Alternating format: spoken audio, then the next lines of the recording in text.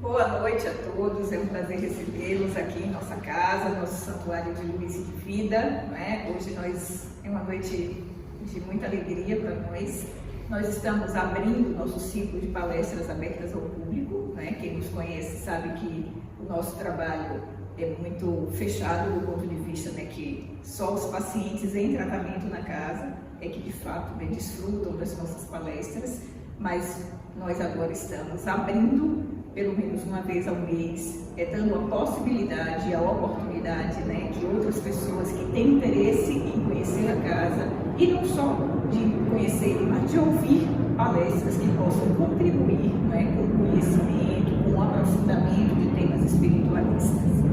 E para abrir o nosso ciclo, né, das nossas cestas de luz, né, nós estamos recebendo, se a palavra seria essa, não sei, né?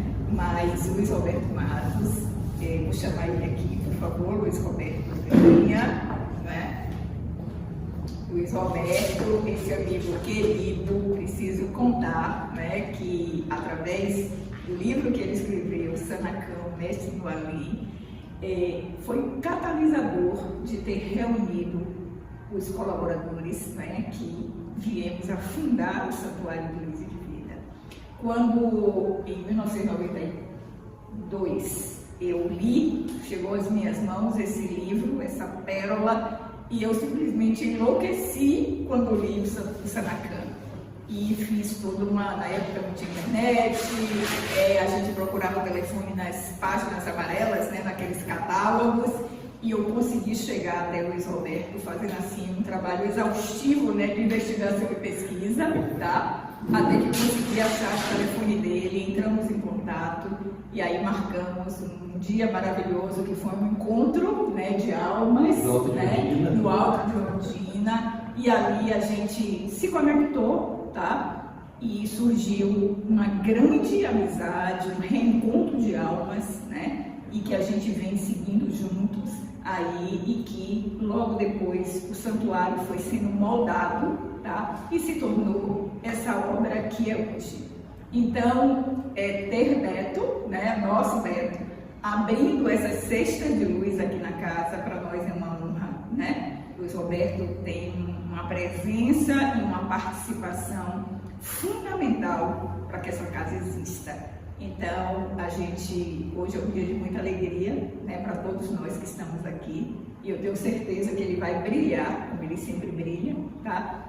Compartilhando conosco de experiências tão importantes, né, e vivências que foram muito definidoras, né, de todo um caminho espiritual que ele trilhou, que ele trilha, e que ele compartilha com todos aqueles que fazem parte da sua caminhada. Então, meu amigo, né, obrigada pela honra da noite de hoje. Então, que eu tenho certeza que você vai fazer uma palestra linda para nós, tá certo? Muito obrigada. Obrigado.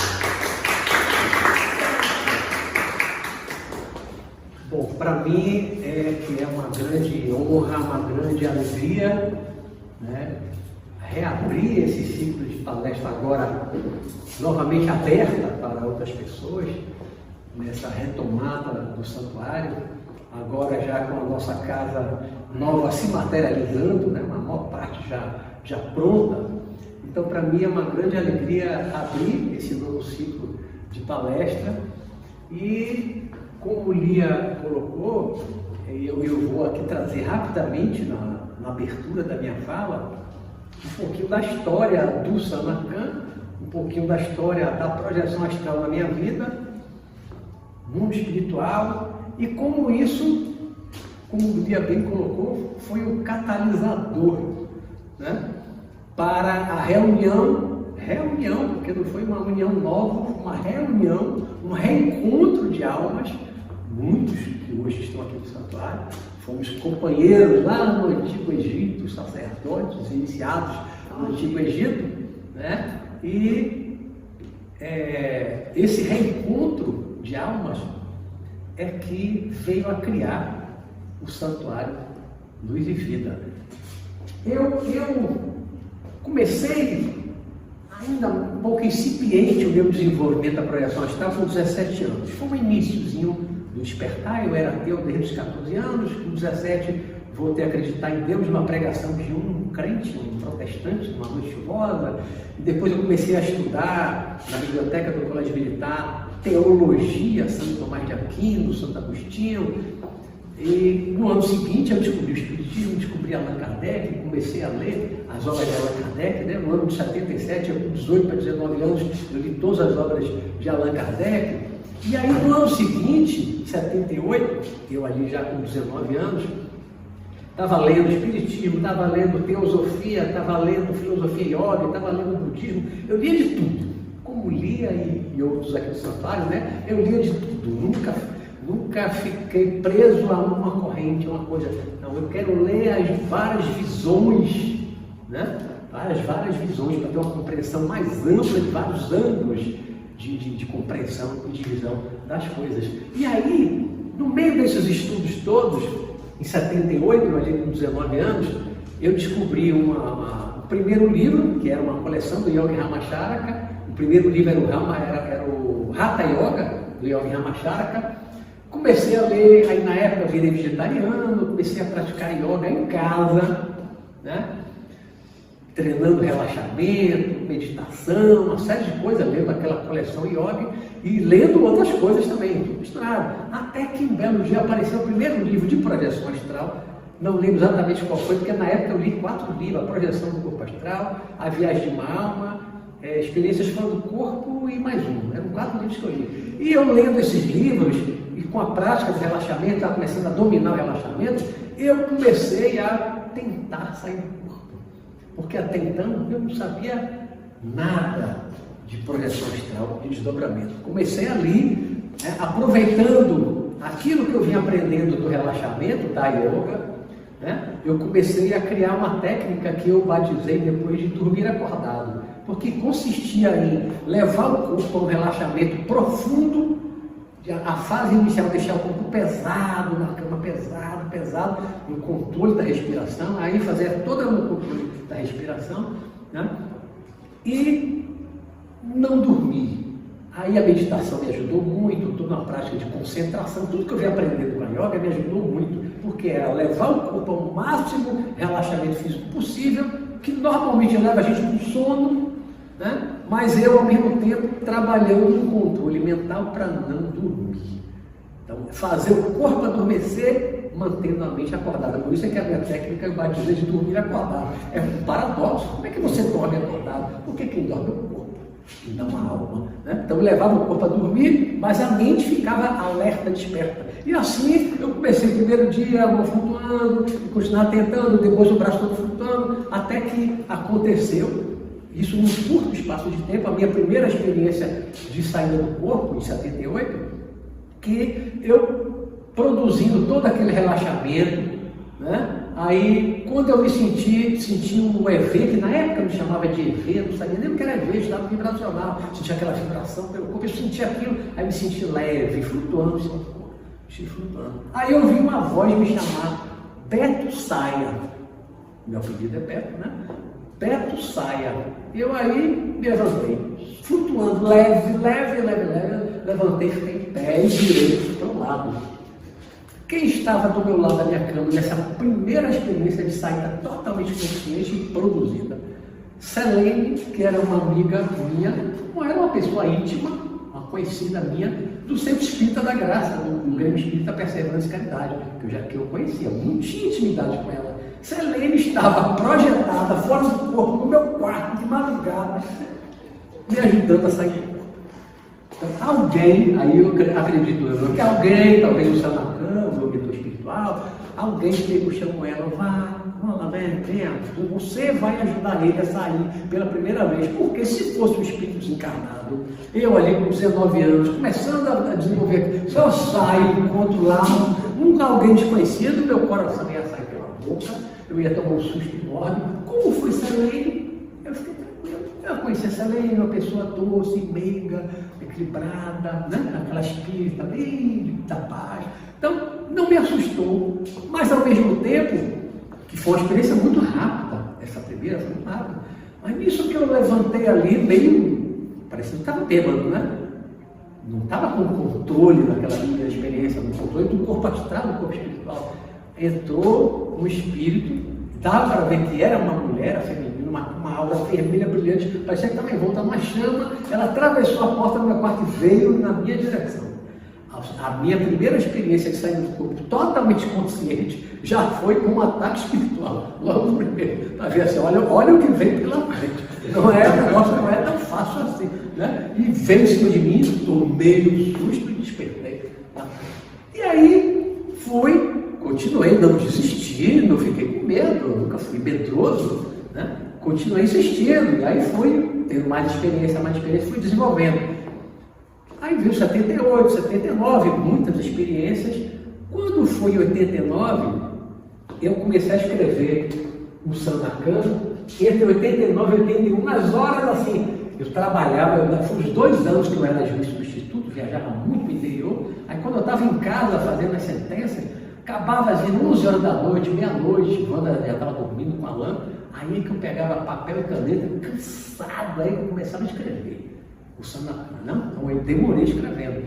Que a primeira capa, eu fiz uma edição particular de 1000 exemplares, eu publiquei em 16 de dezembro de 92.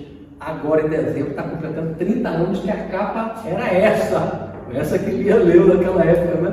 A primeira capa era essa aqui. Por sinal, esse livro aqui, que eu recuperei, porque esse livro foi autografado no 29 de novembro, foi antes do lançamento, autografei para Durval e Nalda, meu pai e minha mãe, e dei para ele. Meu pai deu para o irmão dele, o tio Brás, né? E depois que ele faleceu, uns anos atrás, aí a filha dele, minha prima, estava se desfazendo do livro, então ela disse, Roberto, eu achei seu livro. Você quer? Claro que eu quero.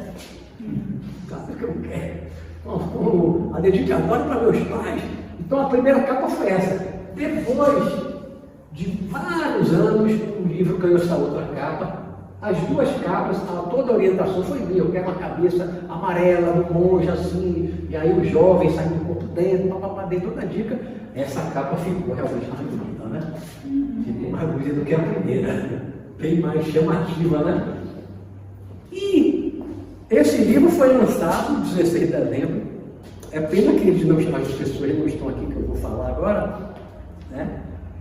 No lançamento desse livro, lá na Caixa Econômica Federal do Shopping Barra, Adolfo e Cláudia, colaboradores aqui do Santuário, estavam lá. Só que eu não conhecia eles, tanto que eu não lembro deles lá. Por que eu não lembro? Porque eu não conhecia eles. Eles viram, porque eu consegui botar no jornal, 2 jornais, Correio da Bahia e Jornal Tarde. Então, eles viram e foram para o lançamento. Que foi que levou para Lia, foi para Wagner, Borges, né?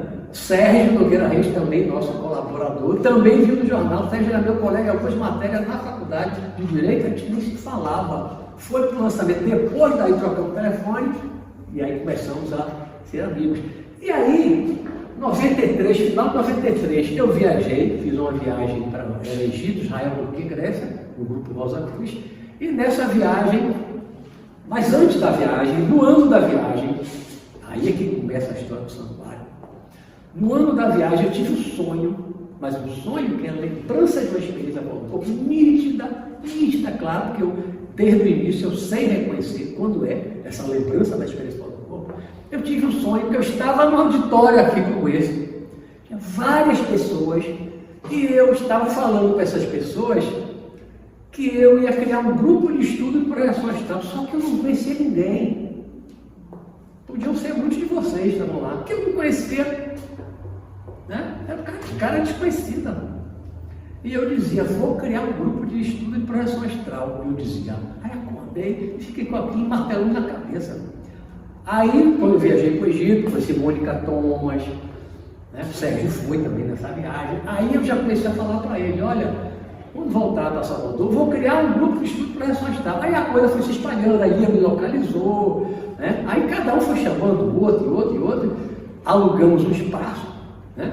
Começamos a fazer as reuniões que era para desenvolvimento da projeção astral, mas logo na primeira tentativa, uma pessoa, que eu não vou dizer quem, foi aprisionada fora do corpo, né?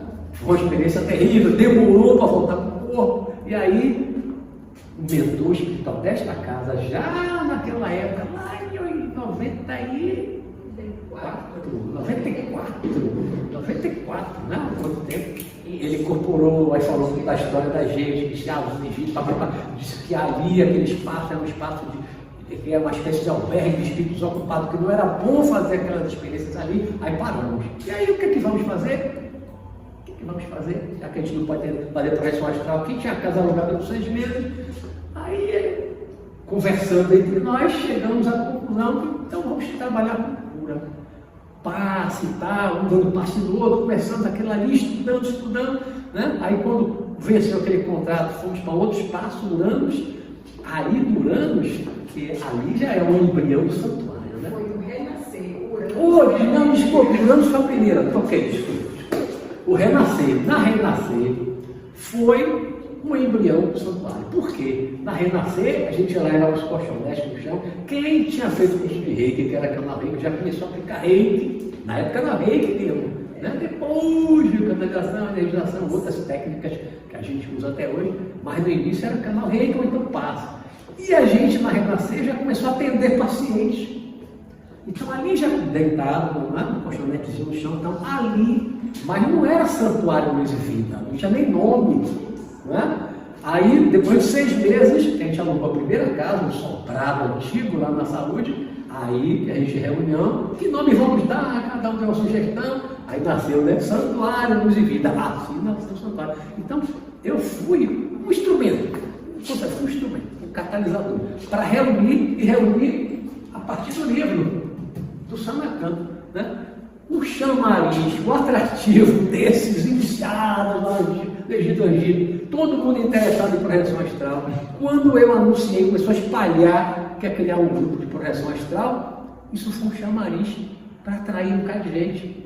E assim nasceu o santuário, né? Eu fiquei pouco tempo lá no início, logo saí por uma série de questões minhas, eu logo saí. Eu fui o primeiro presidente, mas eu fiquei muito pouco tempo como presidente.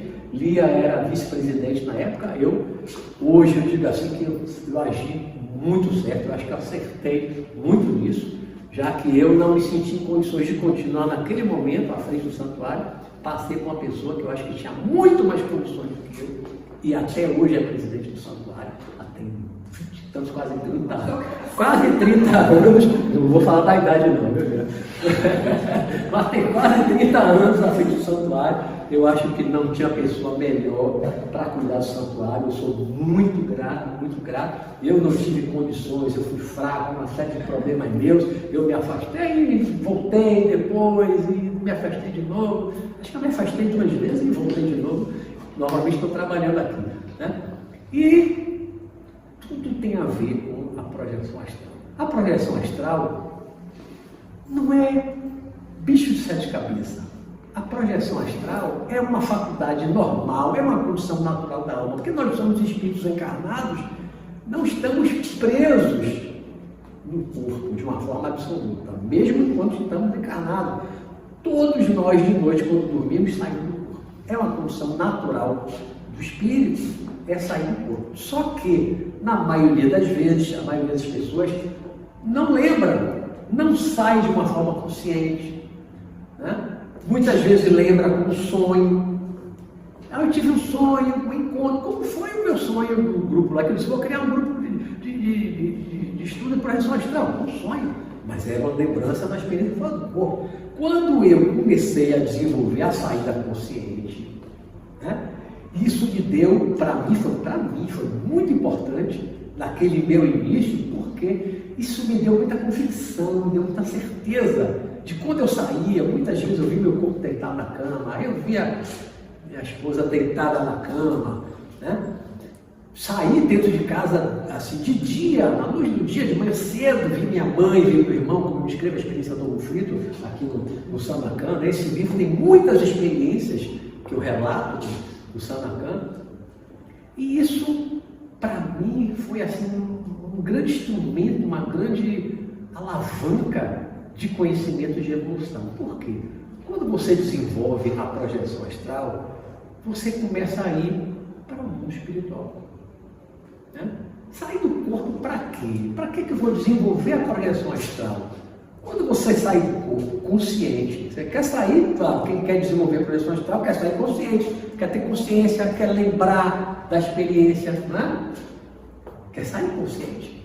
Aí eu já ouvi gente dizer assim, eu quero desenvolver a projeção astral, mas eu tenho medo de espírito. Então desista, esqueça. Esqueça. Como é que você quer desenvolver a projeção astral se você tem medo de espírito? Você sair do corpo, você mais vai ver espírito desencarnado e encarnado também fora do corpo, como a Selene estava lá me ajudando, né? Mas você vai sair do corpo, lógico que você vai encontrar espírito.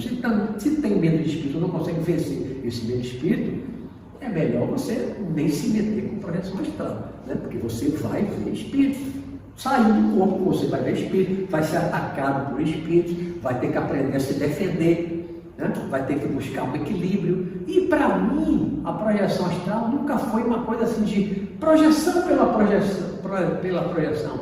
Nunca foi um oba-oba. Para mim, a projeção astral nunca foi uma coisa isolada de outras coisas. Tanto que quando eu escrevi o Sanacan, eu não escrevi esse livro, eu já disse algumas vezes no meu programa, eu não escrevi esse livro pensando em ser um manual de projeção astral. Eu nunca imaginei que esse livro fosse cair na graça dos estudantes de projeção astral. O meu objetivo era, a projeção astral que eu vinha desenvolvendo, era apenas um pano de fundo para eu colocar uma síntese de um conhecimento espiritual. Deus, reencarnação, lei de causa e efeito, evolução, blá. Isso é o principal do livro, toda uma filosofia. A projeção astral é só o plano de fundo para o jovem, o Beto, sair do corpo e encontrar o mestre, o Sanacan, o espírito mais evoluído, com bastante conhecimento, sábio, né? E, de uma forma romanceada, conversa de mestre e discípulo, a coisa ia desenvolvendo e ia crescendo. Virou uma trilogia que hoje é um livro só, está mais volumoso, porque juntei os 3 volumes num só, né? Então, para mim, nunca foi assim, projeção pela projeção. A projeção está dentro de um contexto maior. A projeção astral, ela serve para me mostrar que a imortalidade da alma é uma realidade, que a sobrevivência da alma após a morte do corpo é uma realidade. Ela me mostra um pouco do que é o mundo espiritual. Eu, muitos anos depois, vou botar assim uns 10, 12 anos atrás, eu escrevi um outro livro que é o mundo espiritual, de onde viemos para onde vamos. É um livro fininho, de fácil leitura. E nesse livro, na introdução, eu digo o seguinte, que tem a ver com projeção astral. Eu falo um monte de coisa do mundo espiritual, do que eu conheci. E eu digo assim, olha, esse livro foi escrito a partir de 3 fontes de conhecimento. Esse livro, 3 fontes de conhecimento. Quais são elas? Primeiro, leitura de livros, principalmente psicografados, tipo aquela obra de André Luiz, Psicografia de Chico Xavier, que começa com o famoso Nosso Lar, que virou um excelente filme, né? E muitos outros, e muitos livros, século XVIII, século XX, eu li muitos livros psicografados. Isso dá uma visão muito legal do mundo espiritual. E quem é que passa esse conhecimento desses livros psicografados? Os mortos, os espíritos encarnados, são eles que estão trazendo esse relato, como o André Luiz está trazendo para a gente os relatos de muitos livros mais modernos, de Robson Pinheiro, médico mineiro, de muitos livros dele, 11 livros dele também, e muitos outros médicos. Então, uma das fontes de conhecimento do mundo espiritual, dessa literatura espírita. E o segundo, qual a segunda fonte? Eu comecei a frequentar a reunião mediúnica com 19 anos. Em 77, quando eu cheguei no Rio de Janeiro, eu comecei a ir para o centro espírita. Né? Uma pessoa da família estava com problema de obsessão, então apareceu Selene e outras senhoras, ia para o centro espírita, levar ela para desobsessão, e eu fui junto, né? Eu já estava lendo o livro de Allan Kardec, e olha, eu quero ir ver isso aí. Então comecei a frequentar e trabalhei muito, centros diferentes, muitos grupos diferentes. Hoje trabalho também no santuário. Uma das coisas que eu sempre trabalhei no santuário é a mediúnica, que eu gosto da mediúnica, né? Então, uma outra fonte de conhecimento na reunião mediúnica é diferentemente de ler um livro psicografado. Você está lendo o que o espírito ditou através do médium. Na mediúnica, você tem a oportunidade de conversar com o espírito desencarnado nas situações as mais diversas, não é, Lia? Quantas situações diferentes. São mais de 40 anos ouvindo e conversando com o espírito de tudo quanto é tipo. Com as mais diversas situações que ele se viu depois da morte. Então, essa foi a segunda fonte de informação para o livro. E a terceira, a projeção astral, que é diferente das outras duas. Enquanto uma eu leio o que o espírito lá ditou, falando da experiência dele lá do outro mundo, do mundo espiritual, O outro, eu converso com o espírito, mas não estou vendo o espírito. Ouço a voz do médium, converso com ele, com o espírito através do médium. Na projeção astral, eu vou diretamente ao mundo espiritual. Aí eu vejo, eu faço, eu ouço, eu converso, eu vivencio as coisas. Então, somando essas três fontes de conhecimento, eu fui vendo com o passar do tempo como essas fontes de informação, praticamente elas se juntam. Né? As coisas que eu vejo desde 78, mais de 40 anos, as coisas que eu vejo fora do corpo, coincidem muito com aquilo que eu ouço do Espírito na reunião mediúnica e com aquilo que eu li. Hoje tem tempo que eu não leio, mas que eu li muitos livros psicografados. As coisas se cruzam muito, mostrando então que não é fantasia, que não é alucinação, não é uma criação da mente. Né?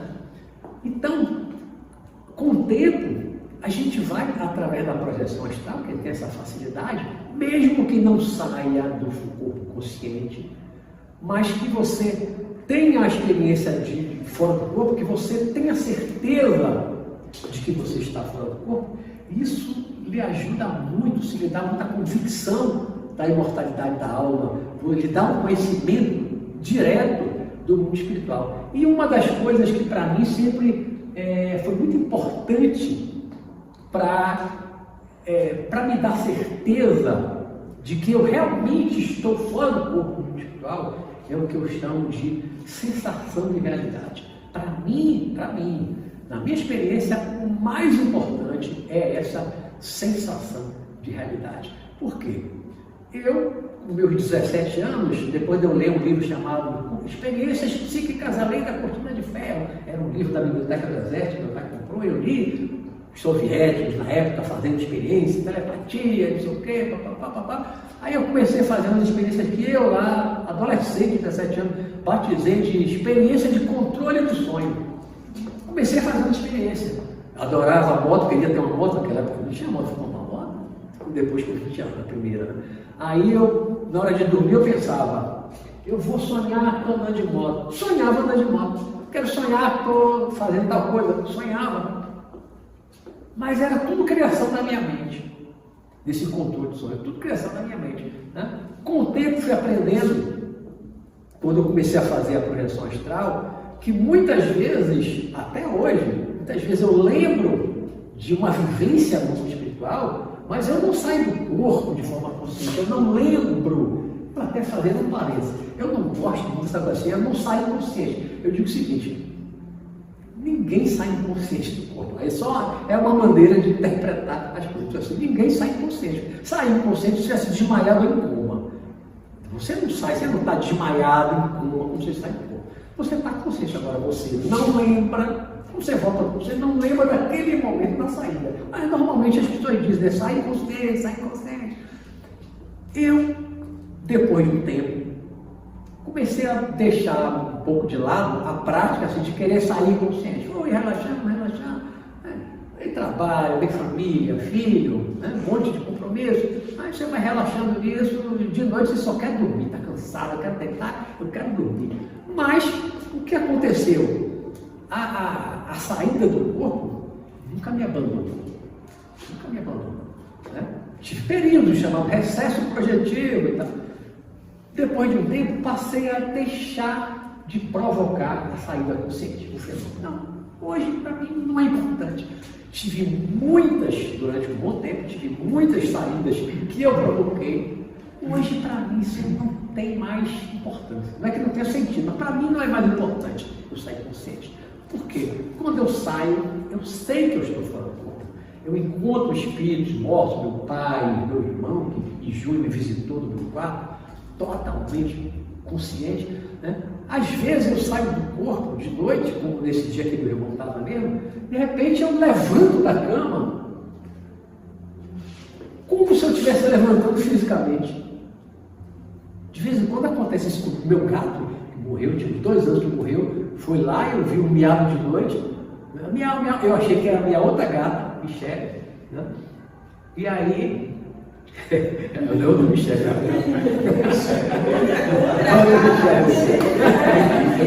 Eu também estou me enxergando em casa. É outra graça. Outra Michele.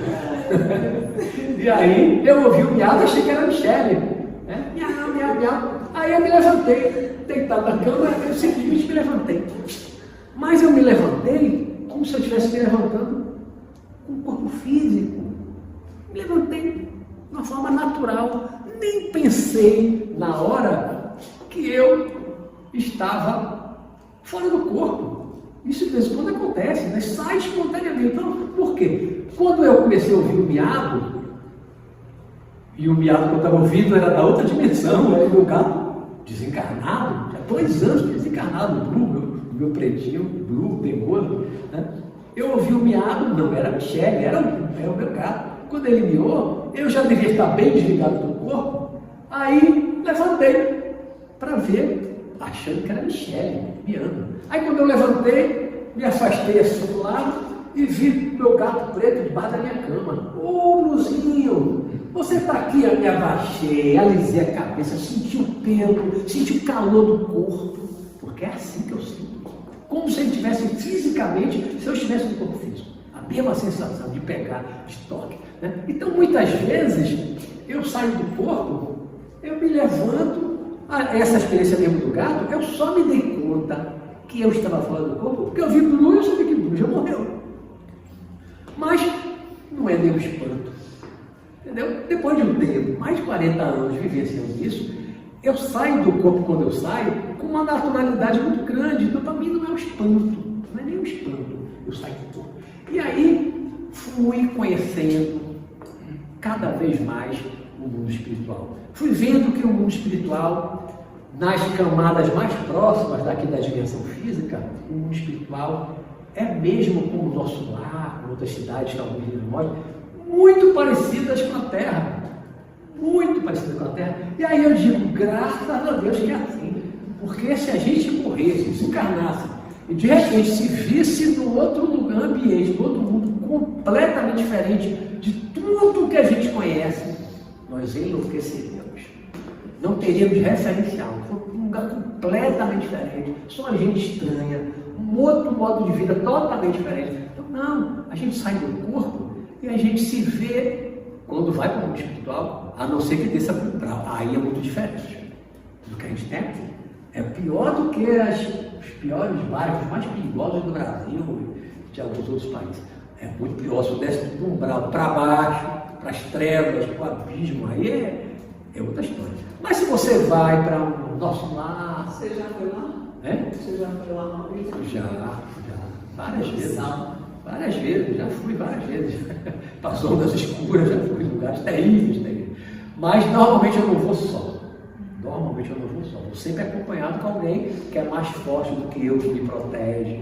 Né? Nunca recomendo, não faça, não desça para as ondas escuras sozinho, porque realmente é perigoso. Né? Mas aí, quando você vai para as cidades, no hospital tipo o nosso lar, você chega lá, as pessoas dormem, comem, tomam banho, tem roupa, tem veículo. Já vi várias cidades no hospital que tem carro, caminhão, ônibus. Nosso lar tem o famoso aeróbus, né, que flutua, tipo um trem flutuante. Né? Eu já viajei em nave extrafísica, não extraterrestre, extrafísica, até já fui para outro planeta. Uma vez na nave extrafísica, eu sabia que era outro planeta. Né? Eu cheguei lá e disse, eu estou em outro planeta, uma euforia enorme, e tinha alguém me acompanhando, não estava só. Então a gente vai vendo que o mundo espiritual, mais próximo da crosta terrestre, é muito parecido. Mas se você vai para uma região de claridade, seja após a morte, seja numa projeção astral, você vai para uma região, é claro, você saiu do corpo, né? De repente você está num lugar que você vê aquela claridade de sol, claridade solar, não tenha medo, fique tranquilo, porque ali o mal não chega, os maus não chegam, ninguém vai lhe agredir, ninguém vai tentar lhe agarrar, lhe pegar, lhe aprisionar, não tem perigo nenhum. Agora, se você sair do corpo, de repente você está numa região escura, ore, reze, chame seu mentor, seu protetor, porque você está com arrepio, porque nas zonas escuras é perigoso, mas na região clara não. Eu vou para a região clara, não tem perigo, vai para qualquer lugar, horizontalmente falando, vou para qualquer cidade que eu queira, no mundo espiritual, né? Aí as coisas são muito parecidas com as nossas aqui.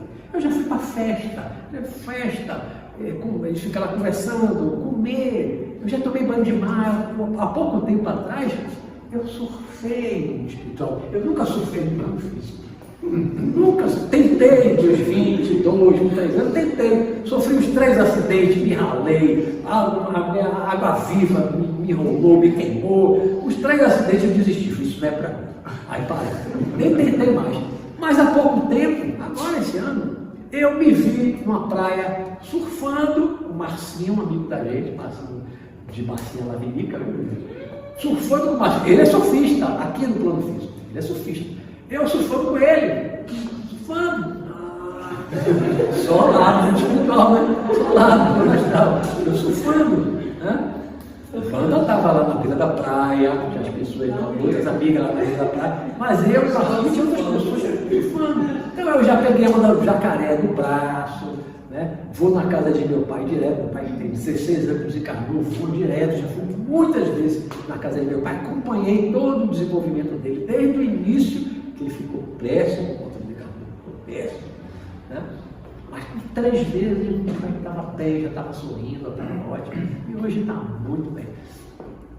Então a gente vai, com a projeção astral, se você souber aproveitar, e não necessariamente a saída consciente, se você não consegue. Eu conheço gente, né, que fez todos os cursos de Wagner, Borges, já leu tudo quanto é livro que saiu de projeção astral e diz: eu nunca tive uma experiência consciente de projeção astral. Inclusive tem uma aqui, né? Um companheiro nosso. Até hipnose eu tentei com ele uma vez.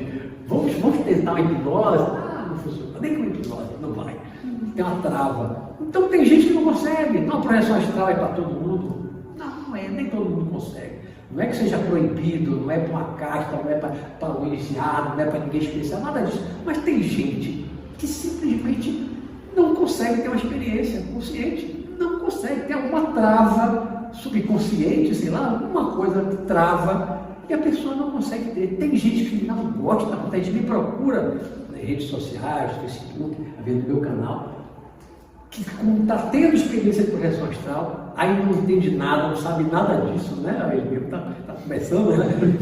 Está começando a ter experiência, aí fica com medo, não sabe o que é, aí me pergunta o que é e tal, e começa a acompanhar o meu programa, porque tem muitos vídeos no meu canal, no YouTube, falando de projeção astral, né? Aí as pessoas interessadas começam a aprender, e tem gente que diz: como é que eu faço para acabar com isso? Como é que eu faço para parar com isso? Aí eu digo: olha, projeção astral não é doença, então não tem cura, é igual a mediunidade, você é médico, você nasceu médico de corporação, você pode acabar, é clarividente, nasceu para clarividente. Tem como acabar com isso? Não, não é uma doença, é um dom.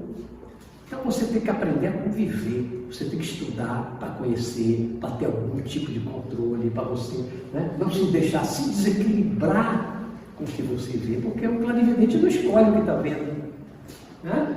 Eu quero, eu já vi muita gente, né? Eu quero ser clarividente, mas fazer exercício do chakra frontal, eu quero ser clarividente. Eu digo: olha, você não sabe o que está pedindo. Até usa aquela frase: cuidado com o que você deseja, o seu desejo pode se realizar. Eu falo isso aí: cuidado, está querendo ser clarividente? Você despertar mesmo o chakra frontal e começar a ver espírito, você não vai escolher o espírito que você vai querer ver. Lembra do sexto sentido, o garotinho? Eu vejo gente morta, o que é que ele via? Só via coisa horrível. Só via gente com a cabeça arrebentada de tiro, enforcado. Era bom o garotinho, coitado, morria de medo. Então você vai desenvolver um dom que você não está preparado para conviver com ele, deixa que a natureza cuida, né? Então a única coisa, o único dom que realmente que eu trabalhei para desenvolver foi a projeção astral. Aí você sai do corpo, você só vai para um lugar bom, nunca vai ser atacado, só vai ver coisa boa? Não! Como eu falei aqui no início, minha primeira experiência já entrou uma mulher na vermelha, tem a mulher de preto, né? A minha foi a mulher de vermelho. A minha não foi a mulher de preto, a minha foi a mulher de vermelho, que ela tinha vermelha, um cara de raiva e já veio esse menino. Minha primeira saída do corpo, já fui logo atacado. Então, vai sair do corpo, é tranquilo, não vai acontecer nada, nunca vai ser atacado? Claro que não. A não ser que você esteja o tempo inteiro protegido, acompanhado, protegido por seu anjo da guarda, seu protetor, seu mentor espiritual, o tempo inteiro protegido, e você esteja completamente equilibrado. Porque aí o seu equilíbrio interior vai fazer com que a sua vibração seja elevada, você irradiar mais luz, e isso é que barra verdadeiramente os ataques espirituais, vai atrair os bons espíritos mais evoluídos, né? E isso é que lhe garante mais segurança. Mas se você não tem um equilíbrio, tem muita gente, que eu falo muito isso nos meus programas, muita gente que só quer saber de projeção astral, só quer estudar projeção astral. Começa a falar da parte interior, de mudança, transformação, e pula fora. Eu quero técnica para sair do corpo. Você quer sair do corpo para quê? Você quer sair do corpo para quê? Vai fazer o quê? Como muitas vezes eu vi Wagner Borges em palestra, falando, é para ir na casa do vizinho, ver a mulher, ver a vizinha tomando banho. Eu vi Wagner Borges falar, é para ir lá ver a vizinha tomando banho. Para que você quer desenvolver a projeção astral? Né? Tem que ter um objetivo. E para você ter uma proteção adequada espiritual, você tem que ter um objetivo nobre. Nobre. O que você vai fazer com a projeção astral? Você quer a projeção astral para quê? O que você vai fazer com isso? A mesma coisa é outras mediunidades, a clarividência, a clareaudiência, a incorporação, né? Fica querendo desenvolver um dom e você vai fazer o que com isso? Você está buscando um equilíbrio interior para desenvolver isso? Sai do corpo. Se você aprendeu a sair do corpo, tá, sai do corpo, agora que eu quero. Aí, pronto, a depender de como você está interiormente, do seu equilíbrio, quando você sai do corpo, ou você já desce logo com a zona escura, compatível com a sua vibração daquele momento, ou você desce com a zona escura. Se você está muito bem, você vai com atividades legais. Isso mesmo, 40 e tantos anos de experiência, vem me mostrando isso. Porque quando eu não estou bem, de repente eu estou lá numa zona escura, sou atacado. Né? Se dentro de uma vaidade, de uma arrogância, você acha, não, eu posso ir sozinho, eu vou lá sozinho, é atacado, vai levar porrada, lá no mundo espiritual. Né? Tem que reconhecer os limites, tem que reconhecer os limites, as fraquezas. Nós não podemos tudo, nós não somos superman, super-homem, nós temos os limites. Né? Então, hoje para mim, por exemplo, no meu programa, no YouTube, que é o programa Visão Espiritual, eu pouco falo de projeção astral. Já afastei muita gente que só quer saber de projeção astral. Já afastei muita gente. Seleção natural. Por quê? O meu programa fala muito mais das questões internas, de mudança, de transformação interior, de autoconhecimento, de autotransformação.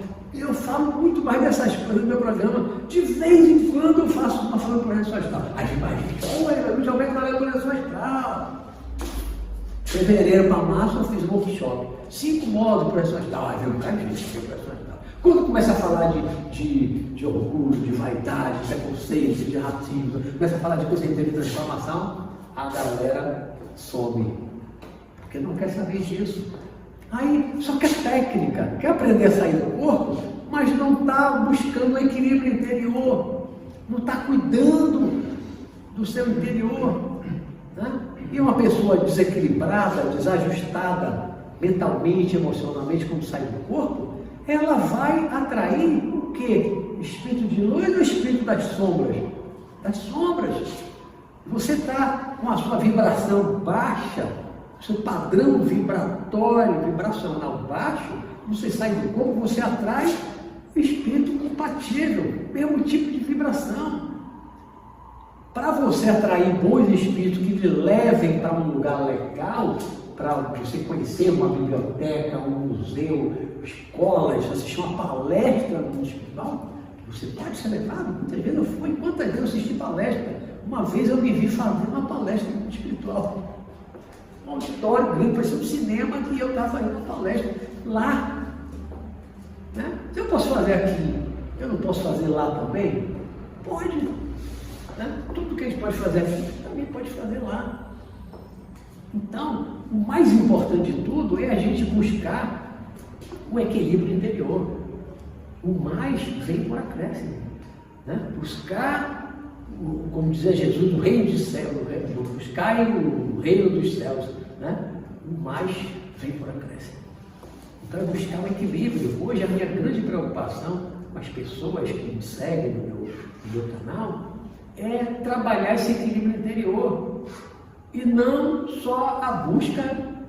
Eu fiquei bem famoso, entre aspas, por causa do meu livro Samarcand, por causa da projeção astral. Então até hoje ainda tem muita gente que me procura só por causa da projeção astral, só quer saber de projeção astral. Às vezes eu estou fazendo uma live falando com as 2 últimas semanas, eu falei sobre o grande farol, falando de Jesus, o grande farol. Aí no meio, o que é que eu faço mais aí do corpo consciente? As perguntas. Aí eu conto, né? Olha, não é o tema da noite, eu só respondo pergunta do tema da noite. Educadamente, eu dou cortadinha, não respondo. Quando eu for falar com projeção astral, eu respondo. Assista a outros vídeos no canal que tem esse tema, tem um monte de vídeo. Veja os vídeos aí do canal. Porque tem uma galera que entra, aí a gente está no meio da sua live, no meio do programa, que só quer técnica de projeção astral. Às vezes é um cara de menino, adolescente. Quer técnica de projeção astral. Menino, vai jogar videogame. Uma vez uma entrou no YouTube e fazendo as perguntas tal. A maneira dele escrever, a maneira como ele perguntar, vem cá, qual é a sua idade? 12 anos. Outra vez, qual é a sua idade? 11 anos. Caramba, está cada vez mais novo. Eu achava que eu comecei novo, com 19, 11, 12 anos, já está cada vez fazendo projeção astral. Menino, vai jogar videogame. Vai jogar videogame. 11, 12 anos querendo fazer projeção astral. Vai jogar videogame, menino. Não é para você não. Diego, pode. Você não acha? Eu estou só pensando mesmo numa provocação. Sim. Você não acha que isso é um aspecto positivo? Por exemplo, você despertar para a espiritualidade, assim, talvez o caminho seja inverso, né? Mas você despertar, né? Para esse conhecimento espiritual, ou seja, saber que você tem um corpo físico, que você pode movimentar esse corpo numa outra dimensão. Isso não seria positivo, não seria mais uma questão de você, de orientação mesmo? Né? Porque há 12 anos você está preocupado com isso. Eu considero um aspecto positivo. Concordo, também vejo assim, também acho. Tem esse lado positivo que estão despertando cada vez mais cedo, né? Agora, não acho que seja uma idade adequada para estar começando a estudar e querer fazer projeção astral. O menino que está ali, o que é que o menino faz no dia a dia? Não tem maturidade para fazer projeção astral, não tem maturidade para lidar com aquilo que vai encontrar no mundo espiritual. Não tem maturidade para lidar com isso. A outra coisa, pessoas que usam droga, né? Se vale. Estou tomando chá de ayahuasca, e estou querendo fazer projeção astral. Aí eu vou e desestimulo. Falo, eu nunca usei, não vou por aí. Porque se você usa droga, até tem um programa, tem um vídeo lá no meu canal sobre droga, projeção astral, né, falando, se você usa droga e vai fazer projeção astral, você nunca vai ter certeza se aquilo foi uma experiência verdadeira projeção astral ou foi uma alucinação da droga. Entendeu? Aí um menino desse ali, uma criança dessa, está jogando videogame, ele acha que projeção astral é como um videogame. Ele não sabe nem distinguir. Se ele realmente tiver uma experiência fora do corpo, totalmente desamparado, ele vai saber distinguir aquilo da realidade virtual que ele está lá o dia inteiro no videogame, uma criança. Agora, que o despertar é bom, né? O despertar é bom. Aí eu falo, assista, veja um vídeo assim e tal. Aí não lê livro, né? De 11 anos, mas lê livro, de projeção astral, um livro filosófico, tá, né? Às vezes é uma curiosidade. Porque hoje em dia tem desenhos animados que falam de projeção astral, tem animações que falam de projeção astral, tem filmes como aquele Doutor Estranho que tem uma projeção astral, né? Isso desperta adolescente, um monte de adolescente desperta a projeção astral, aí começa a procurar no YouTube coisa de projeção astral. Na cultura oriental, tem uma tradição, você vê que os desenhos, os jogos orientais trazem essa questão de você sair do corpo, tá? Aqui no Ocidente não é muito comum, mas no Oriente você vê essa preocupação e esse conhecimento também nos jogos, nas brincadeiras e tudo. Talvez eu fiquei pensando assim, quando você fala desse despertar de 11 anos, você dentro de casa assim, para a gente realmente orientar essa meninada mesmo para esse conteúdo espiritual, do corpo, tem uma vida além da vida, né? Eu concordo. Agora não é o meu público-alvo. o meu canal, cada vez mais, eu acho que ele afastou muito adolescente. Que do oba-oba da projeção astral, muitos desses se afastaram. Por quê? Porque eu cada vez mais venho meu programa completou agora em outubro 2 anos. E eu cada vez mais aprofundo, estou aprofundando cada vez mais essas questões reflexivas, filosóficas da vida. Então, não é para criança, não é para adolescente, que não lê um livro, ainda mais hoje, que não quer ler um livro. Você já leu alguma coisa sobre isso? Não, nunca leu nada. Então, o meu público-alvo do meu programa hoje não é. Né? A criança vai pegar um sinal para ler, não é para criança. Tanto que quando eu programo lá o meu programa no YouTube, tem lá, né? Com a escuta não é para criança ou não, você me mata, não. Eu vou dizer que é para criança? Não é para criança. Falo de espírito, falo de morte, falo de ataque espiritual, falo de um monte de coisa. Não falo só de coisa bonita, tem as coisas feias também, quando você sai do corpo, talvez é atacado. Tem um monte de coisa também, os riscos. Né? Então não é para criança. Meu conteúdo não é para criança. Entendeu? O meu canal não é para criança. Né? Mas, quanto tempo eu tenho aí, Nadia?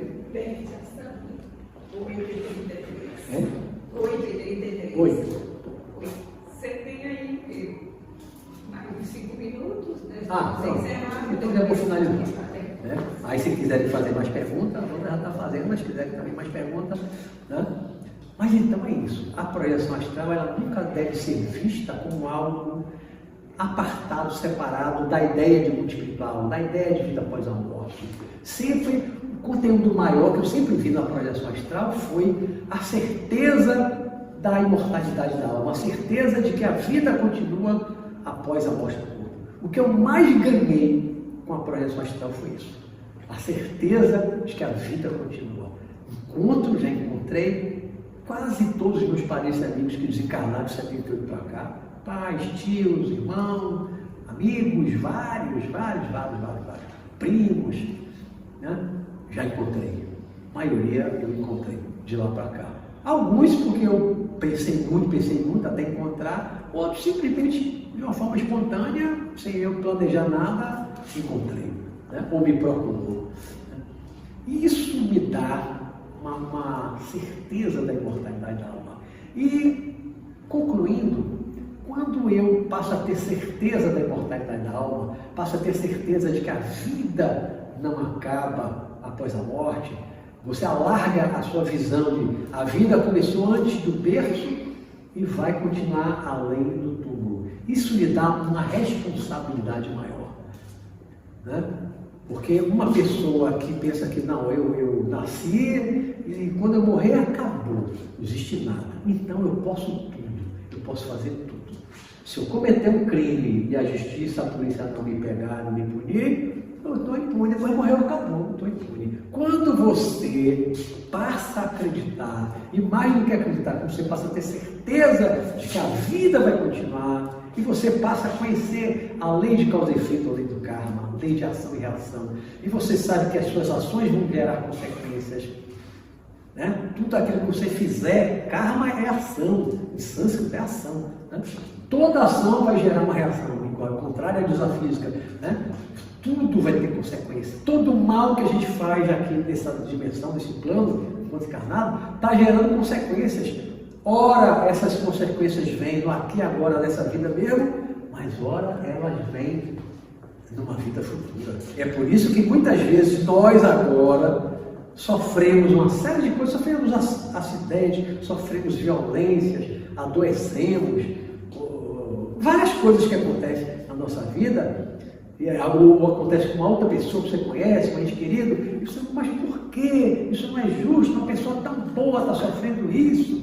E às vezes você não consegue entender, mas quando você estuda a lei de causa e efeito, a lei do karma, né? A reencarnação, que faz parte do processo de evolução do espírito, da alma, você aprende que ninguém sofre inocente. Ninguém sofre inocente. Eu levei 9 anos ouvindo isso do professor Walter Couto, na reunião mediúnica, que eu trabalhava com ele, né? Ficava do lado dele. E eu via direto ele dizendo para os espíritos: ninguém sofre inocente. Isso nunca saiu da minha cabeça: ninguém sofre inocente. Você vê uma pessoa inocente, não fez nada, está sofrendo, uma prisão inocente, não fez nada. Se você pudesse ver o passado daquela pessoa, você vai ver a causa lá atrás, em outra vida. Tudo que a gente passa, tudo que a gente sofre, é apenas consequências dos nossos atos. Ou praticados agora nesta vida mesmo, ou foi lá atrás em outra vida. Mas quem praticou? Ah, não era eu, era você sim. O corpo é outro, a personalidade é um pouquinho diferente. Mas era você. A individualidade, o espírito, é a mesma. Né? Eu já tive a oportunidade de fazer muitas regressões de memória, sempre fora do corpo, de uma forma espontânea. Algumas vezes o meu mestre Sanacan tocava um ponto da testa e me fazia ver também. Né? E eu vi muitas coisas do meu passado que eu vejo que tem a ver com o meu presente. Coisas que eu já sofri, eu sofro no presente, que tem uma causa lá do passado. Quem criou a causa do passado? Eu mesmo. Não foi ninguém. Você não sofre pelos outros. Os pais não sofrem pelos filhos, nem os filhos sofrem pelos pais. Cada um só sofre aquilo que deu causa. Né? Então é importante que a gente, quando pensar em projeção astral e vida após a morte, que a gente pense que isso tudo deve levar a gente a desenvolver uma consciência maior, ampliar a nossa consciência, expandir a nossa consciência, para a gente saber que somos almas imortais, somos espíritos imortais, não nascemos agora, não teremos apenas essa vida, vamos continuar vivendo além. E o que vamos levar? Material? Nada. Como diz minha mãe, caixão não tem gaveta. Não vamos levar nada de material para outra vida. Nada. Os milionários, de repente, desencarnam, só está com a roupa do corpo. E nada mais. Todos eles só com a roupa do corpo. E o que é que a gente leva? É o conhecimento, é o aprendizado, são as experiências, as boas lembranças, as recordações, os sentimentos. É isso que a gente vai levar. Né? Mas vamos abrir aqui para a pergunta, para a gente não avançar demais. Perguntem.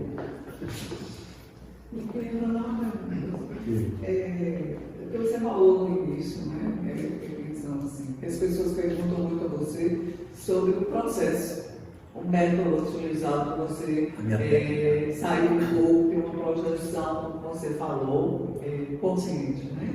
Uhum. Então, teria alguma metodologia específica que você pudesse falar?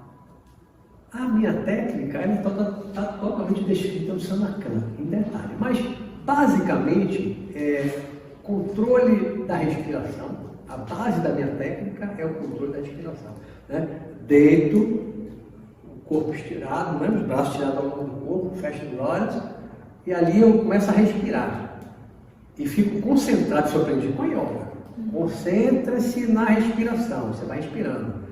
De uma forma profunda, respira e solta lentamente, vai, né? Inspira lentamente, enche o pulmão e solta. Quando você faz isso, isso por si só, depois de um tempo, 5 minutos, se você fizer isso, você já fica relaxadão. E se você está concentrado na respiração, você não está pensando em mais nada, as preocupações, a ansiedade, tudo vai embora, quando você está concentrado na respiração. E isso está levando o corpo a um relaxamento profundo. Se você faz isso de noite, eu sempre fiz de noite, na maioria das vezes, né? Mas quando você faz de noite, depois de um dia extenuante, de trabalho, desgastante e tal, a tendência no início é o quê? Dormir. Todo mundo respondeu, dormir. O que acontecia comigo nas minhas primeiras tentativas? Dormir. Tentava ter acordar de manhã, bom. No outro dia, de novo, toda noite. Foi intenso, o meu processo foi intenso. Né? Tentava, dormia, né?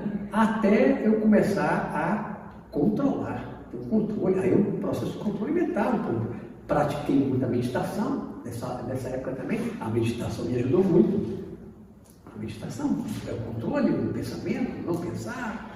Então, o processo de concentração, concentrar no objeto. Eu também fazia isso na época das práticas. E isso ajuda.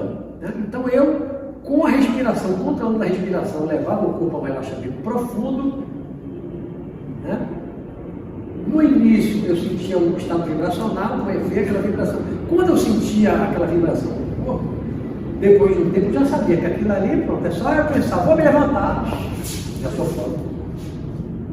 Nas primeiras vezes eu fiquei flutuando. Eu ficava flutuando. Mas bastante. Aí tem gente que pergunta, eu sinto é ver, estou sentindo meu corpo leve, o que é que eu faço? Simplesmente pense, vou me levantar. Você está fora do corpo. Você sentiu o estado vibracional, você está leve. Estou com o corpo leve, você já está fora do corpo. Aí o que é que eu faço? Se levante, pense, vou me levantar. Quando eu penso, vou me levantar, ou em pé ou sentado. Uma rapidez, mais rápido que um raio. Então, basicamente, o culto da respiração, agora, claro, o processo mental, eu desenvolvi uma disciplina mental do controle, né? Superação do medo, porque no início dava medo. Isso dava medo, ainda mais você pensar, se vou sair do corpo, vou ver, se você está com medo, não vai. Ou você encara os seus medos, ou não vai. Eu não tinha medo de espírito? Tinha. Eu fui criado desde pequenininho, principalmente minha avó materna, contando história de terror, de almas, de espíritos fantasmas. Eu fui criado. Né? Até adulto eu dormia no calor do cão, pelo menos um pé eu dormia. Por quê? Porque minha avó dizia que de noite vem as almas, peladas, pegava o pé. Eu até adulto ainda cobri o pé. Né? Você cresce com essas crenças, contigo desde a infância. Né? Então você tem medo.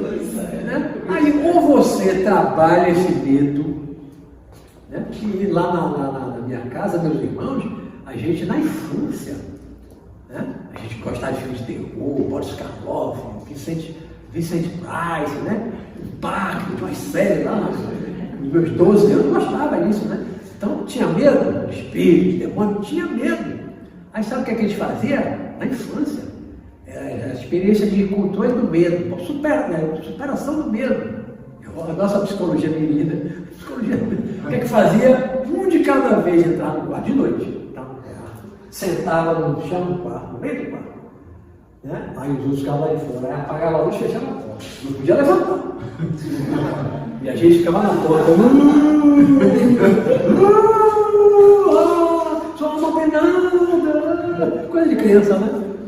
Ia ficar sentado ali, morrendo de medo no escuro, ouvindo aquele barulho ali. Se controlando, morrendo de medo, se controlando. Mas teve algum efeito depois do futuro? Teve. Perdeu o medo do escuro, medo pelo jovial, apenado. Encarar. Né?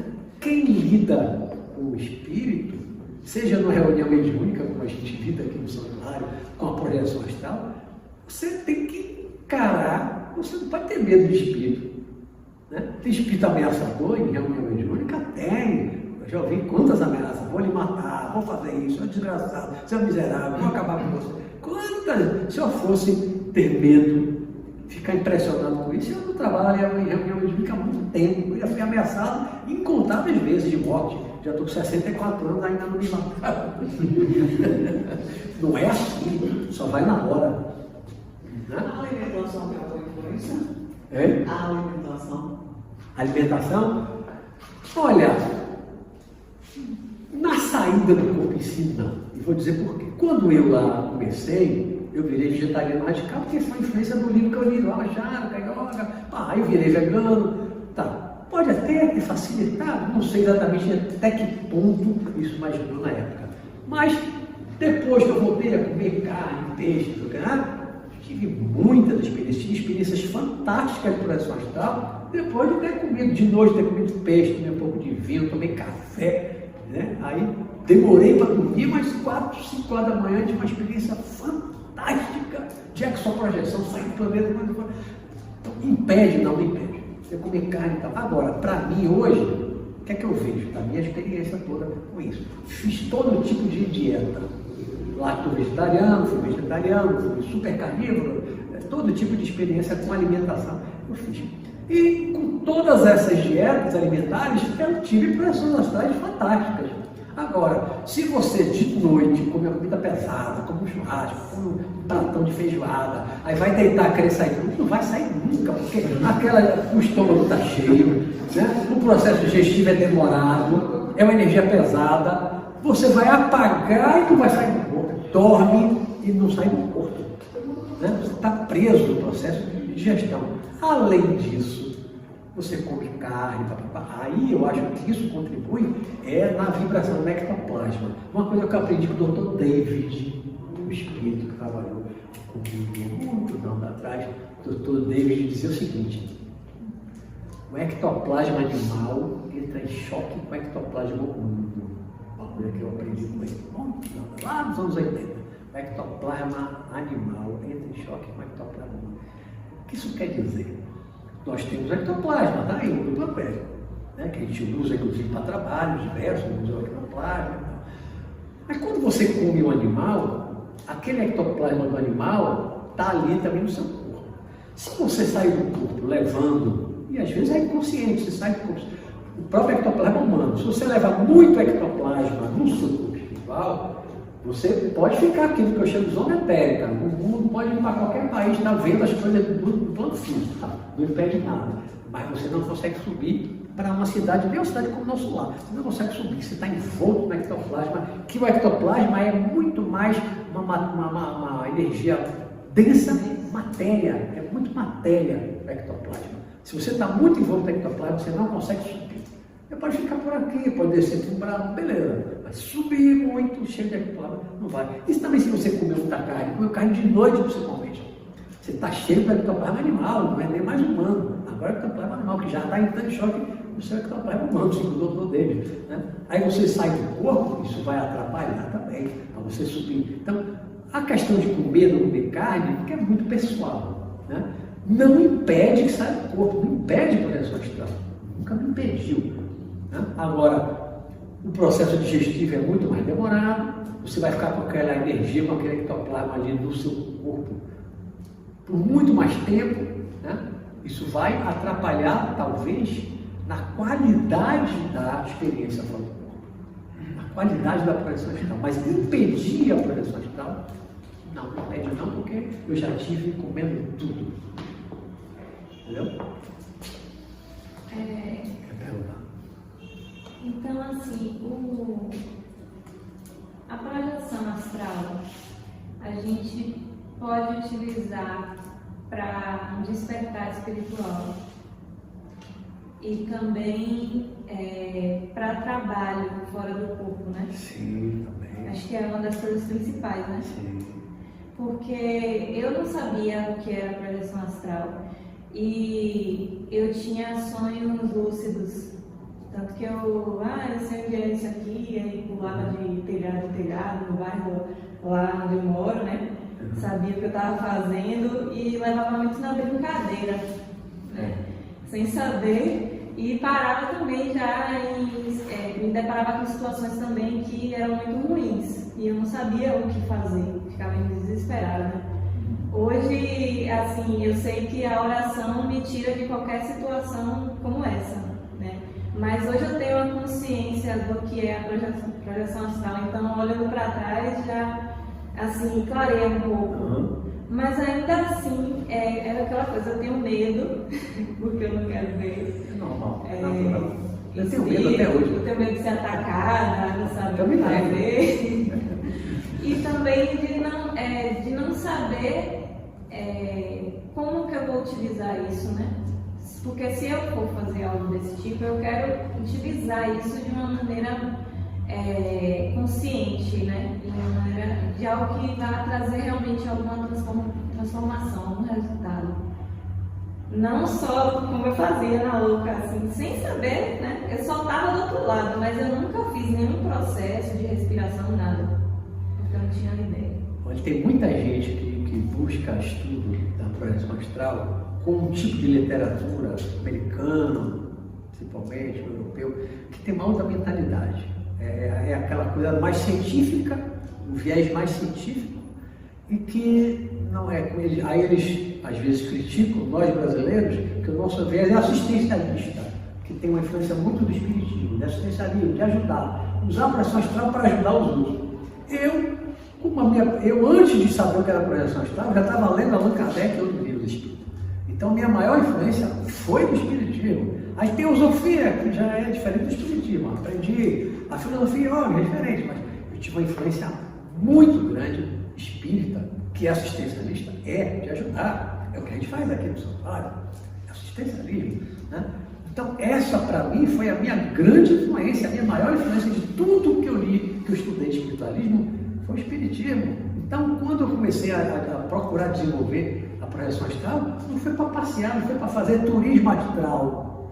Mas vezes eu falo para ele, não foi para fazer turismo astral, só para conhecer o espiritual, não. E eu me beneficiei e fui muito auxiliado no meu desenvolvimento da projeção astral, porque desde o início, por ter essa influência do espiritismo, eu estava dentro do centro espírita, desde o início, o que eu fazia? Quando eu produzia o fenômeno, o relaxamento, tudo aquilo que eu fui desenvolvendo com a minha técnica, mas ao mesmo tempo eu orava, eu na época ainda nem sabia que era meu mentor espiritual nem nada, mas eu tinha lido livros da teosofia como Os Mestres de Ascenda, Auxiliares Invisíveis, que falavam dos mestres e tal. O que eu fazia? Pedia que me fosse enviado um mestre espiritual para me auxiliar, Desde o início eu pedia que alguém viesse me ajudar. E quando eu comecei a desenvolver, sempre eu chamava, venham, me ajudem a sair do corpo e me levem para trabalhar. Me levem para um umbral para resgatar. Gente, quantas vezes eu fui levado para um umbral para trabalhar, para resgatar? Entendeu? Aí também, agora, mas também vai levar para o lazer, como eu disse aqui, que eu surfei. Também tem lazer, o espiritual também tem lazer. Eu fui ao cinema. Meu filho Bruno, eu fui ao cinema no hospital, já vi shows de gente tocando, né? Então, é só trabalho? Não, mas a partir do momento que eu me coloquei disponível para o trabalho, me ajudem a sair do corpo consciente e me levem para trabalhar, mas me ajudavam, eu saía do corpo consciente.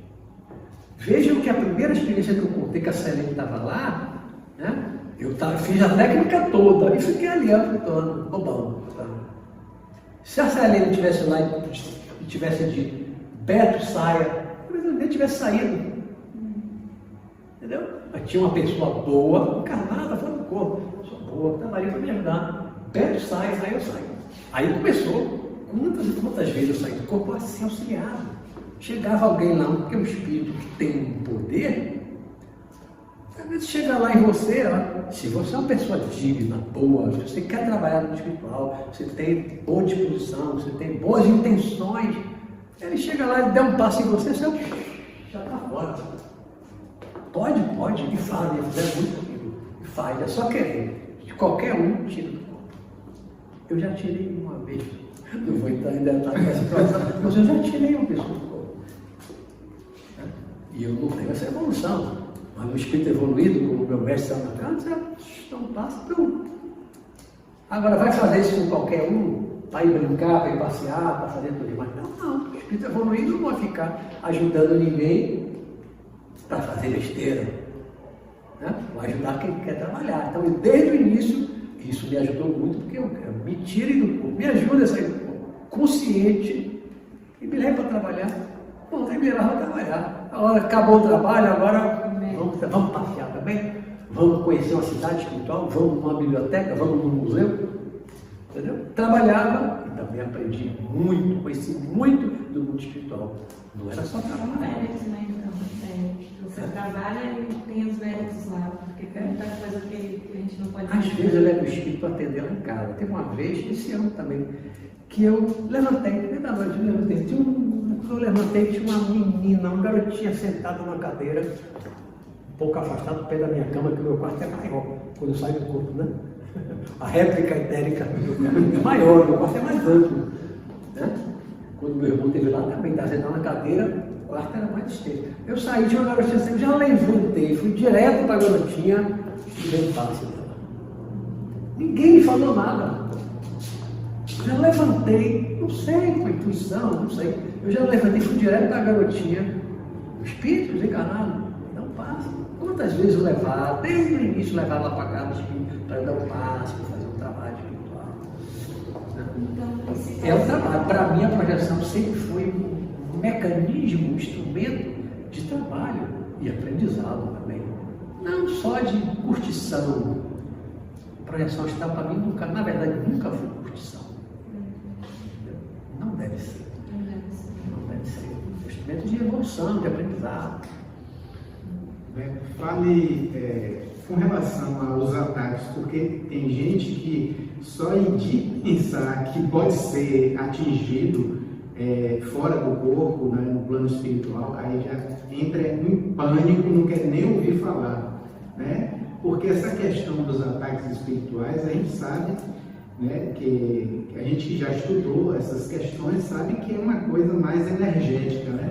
Não é aquela coisa que tem gente que diz, se você sair do corpo, aí vem um espírito, vai entrar no seu corpo, você não volta mais. Coisa desse tipo.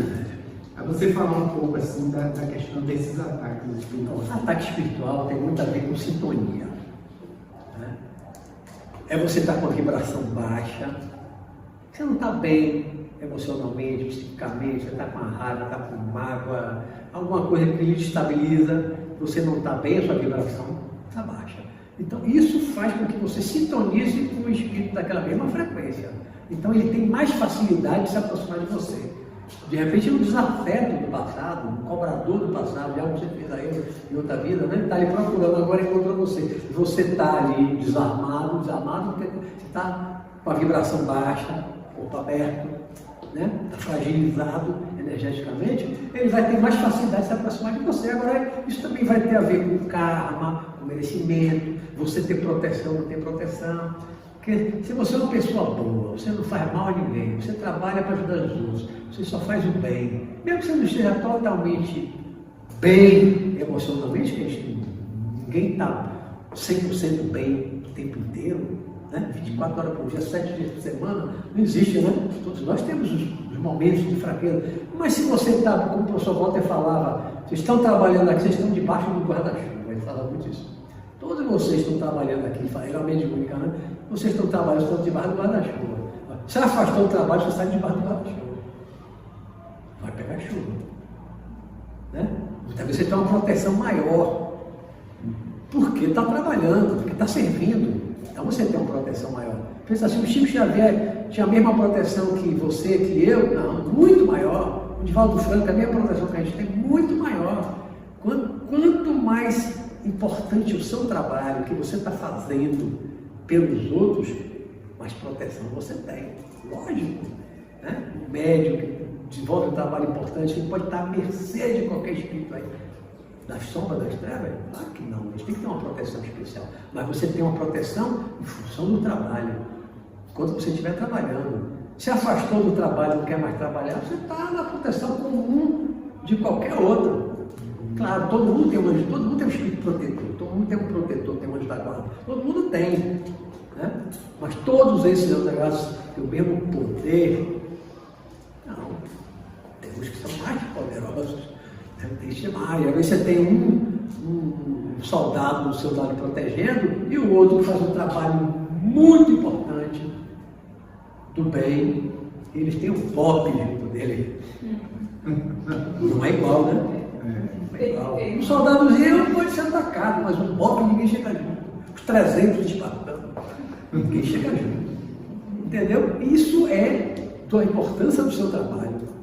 Que você está fazendo de bem, você está servindo, você está ajudando os outros. Quanto mais você está ajudando, mais proteção você tem. Mas é claro, nunca não vai sofrer nada por causa disso. Não, você também tem o karma, você também tem os seus resgates, tem suas expiações. Todo mundo tem, né? Tem uma coisa assim, interessante, eu tive uma experiência uma vez, a gente se encontrava na clínica Renascer, que está ali ainda, né? Quando a gente alugava. E uma vez a gente, né, ali a gente fazia aquelas recantos mediúnicos, né? E veio uma entidade que era bem pesada, né? E nós saímos e a gente tinha muitas vezes, né, a prática de ficar na porta ali conversando, né? E nessa conversa, às vezes a gente falando brincadeira, de forma, né, a entidade ligava a cabeceira, aquela gaiatice nossa, tá? Beleza, fui pra casa, né? E cheguei de casa, sei lá, devia ser 10 e pouca, tá? Tomei banho. E fiquei ali, alguma coisa, e fui deitei. E eu senti, quando eu deitei, eu ainda não tinha entrado no sono profundo, então aquela coisa, mas estava totalmente consciente, eu senti uma presença assim, ó, me tomou, e eu senti que ela queria me, como se fosse me enforcar. Apertar o pescoço. Foi muito forte aquilo, né? E eu sabia bom, vocês sabem, eu sabia que era aquela entidade. Incrível isso, né? Você estava comentando. Que a gente estava comentando na porta. Atrair. Isso, atrair. E eu senti, eu me virei, né? Fiquei de frente, e eu sentia que a entidade como se ela estivesse montando em cima de mim. Eu não via, mas eu senti. Foi uma coisa horrível, né? Eu disse, meu Deus, ela vai me matar. Eu pensava, né? Vai me matar. Era um sufoco energético. Até que num momento lá eu pensei, chamei o velho Tupanã, né? E aquilo foi se dissipando, aquilo passou, meu coração acelerou. Eu me levantei, fui para a sala e eu não consegui dormir mais, porque foi uma coisa assustadora, né?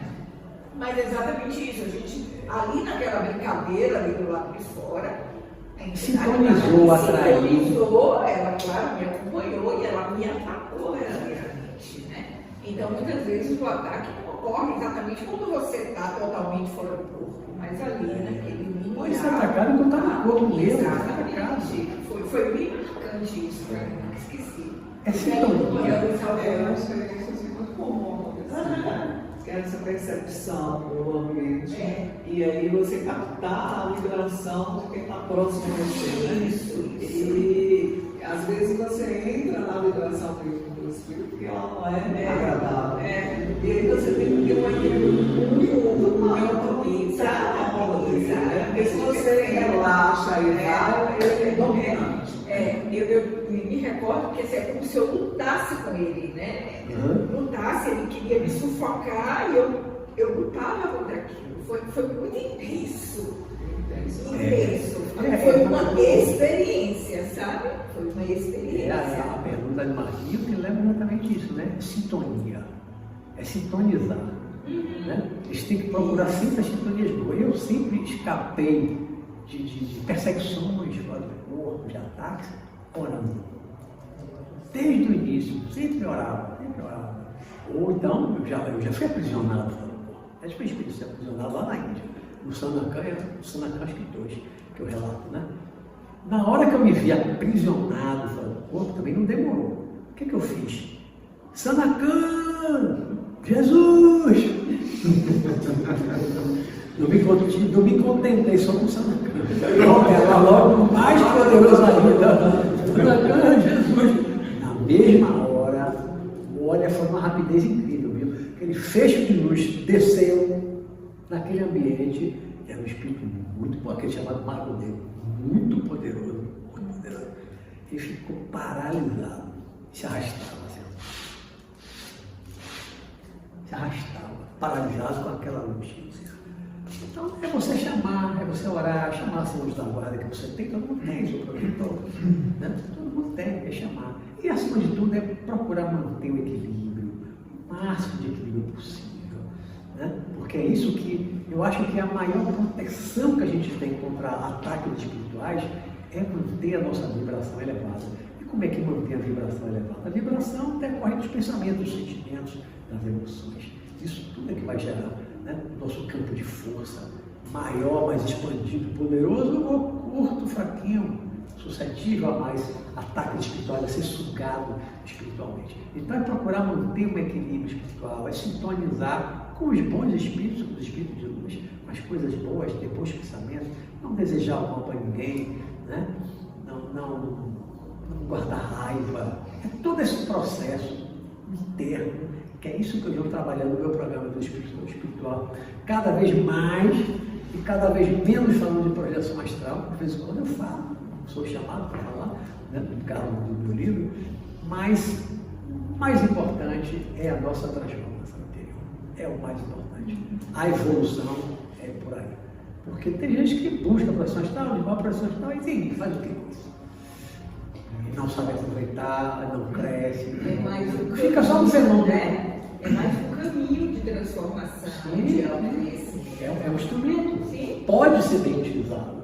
Né? Mas, infelizmente, tem muita gente que fica só no oba-oba, projeção pela projeção, mas não busca o crescimento espiritual. Fica só no fenômeno.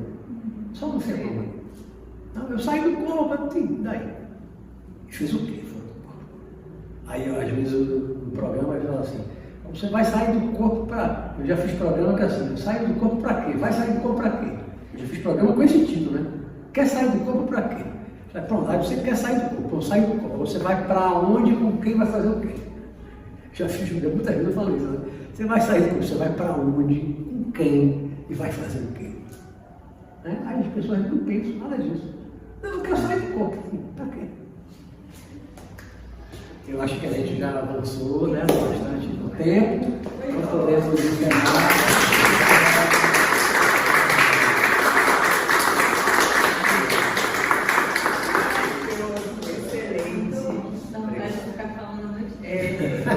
O tema é empolgante. Muito bom, né? É maravilhoso, assim, sempre tem anos que eu não escuto essa palestra, né? E toda vez que a gente escuta, a gente aprende algo. Eu acho que o aprendizado não cessa nunca, tá? Por mais que a gente ache que sabe muito sobre um tema, cada vez que a gente escuta sobre esse tema, a gente incorpora novos aprendizados, né? Então, eu acho que a noite aqui hoje foi de relembrar aprendizados para aqueles que já tinham contato com o tema, né? E trazer novos conhecimentos e despertar outras pessoas, tá? Beto, a gente super agradece, né, por essa aqui 1h30 quase de palestras, assim, desse tema tão bacana. A gente mergulha, a gente viaja no nosso próprio mundo interior, né, relembrando nossas experiências. Isso é muito bacana, né? Essa troca, tá? Então, que essa tenha sido a primeira de muitas palestras, de muitas cestas de luz na nossa casa. Tá. Então,